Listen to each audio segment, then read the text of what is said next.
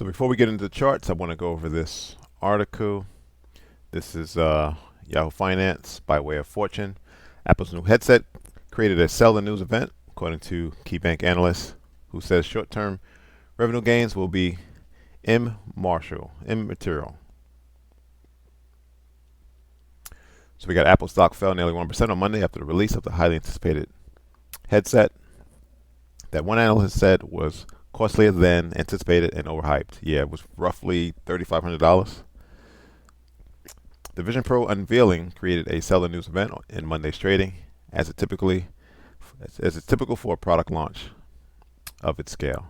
By the rumor, sell the news is an investment adage that traders who sometimes try to profit from market volatility in the period leading up to and immediately following major news events.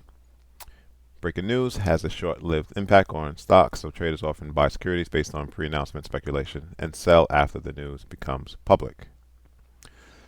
So Nisbel said Vision Pro is far from the next iPhone, given its battery and network limitations, but speculated that it could replace computer monitors and TVs for some consumers. He also predicted Apple will get little short revenue gains from the headset, which isn't expected to be available until next year. With the devices retailing at $3,500, we expect an immaterial contribution to Apple's revenue, assuming a couple 100,000 units. It's good to note that Apple's headset is 3 times higher than Meta's. And it's uncertain whether Apple can gain traction over established, cheaper products. Now, Disney also was a part of the presentation. CEO Bob Iger even appeared on stage during Apple's event to tout its company's partnership with Apple to provide Disney Plus streaming through the headsets. All right, so let's go to the charts, and we can see, based on the monthly chart, back in January this past year, price did breach and pierce the monthly bias level at 127. That was a great area to go long. On the way up, it formed levels where there were buyers, and I marked off a most recent level at 160. Now, also on the monthly chart, you can see you have Wall Street's targets. This was in recent weeks, averaging roughly at 185 to 190. You got Jim's target at 200. Now, what you can have, it's June 6th. The monthly chart, the current candle is forming an inverted hammer candle that is bearish. All right, we'll go to the weekly chart. I mean, you can just see how it was just straight in a straight up trajectory. He had a pullback in March, but then it was off to the races once again. All right. Now, I left the monthly sellers level at 178 on the chart. Again, because on the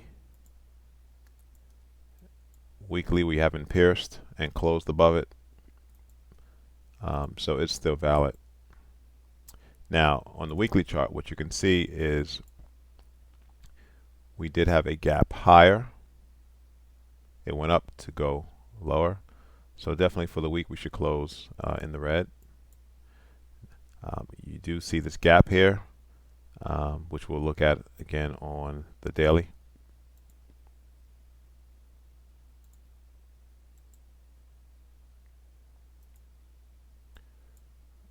Okay, so you can see the formation of the monthly inverted hammer. You could also see that for the most part, at this point, we're going to be closing red for the week. And this is the area that I'm looking at to for prices to get to, which will be a gap fill at the 175.50 level.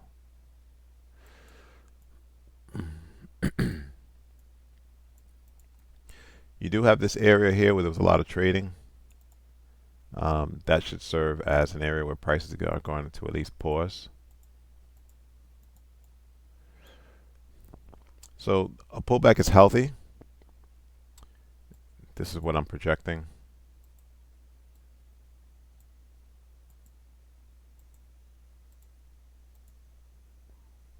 Potentially before it goes higher.